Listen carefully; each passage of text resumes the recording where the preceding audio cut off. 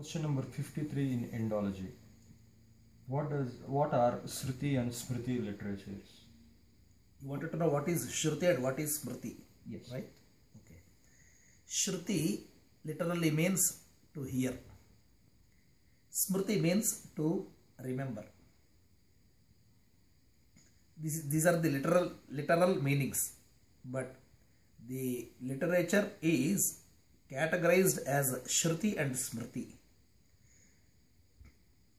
The ancient tradition of passing on the knowledge from Guru to Shishya, the teacher to the student, without the aid of a written document, just by the utterance, the recital, listening and repeating. This tradition was called as Guru Mukha Uchcharana Purvaka Anu Uchcharana, following the sentences of Guru who has given the Upadesha. In this tradition, Guru first recites a mantra. The Shishya, by listening this, he will repeat the same thing. By this, all the Vedic scriptures were handed over to the next generation.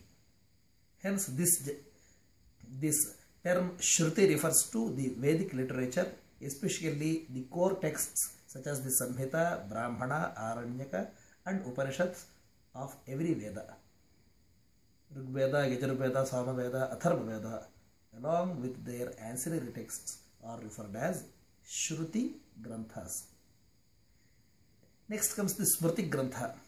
Whatever is defined or not completely defined or referred in the Vedic texts, they have been amply elaborated, explained in the follow-up texts.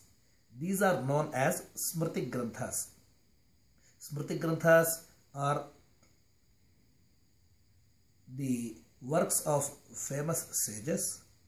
They include the Kalpa Sutras, some of the Vedangas, Siksha, Vyakarana, Nirukta, Jyotisha, Kalpa and Chandas.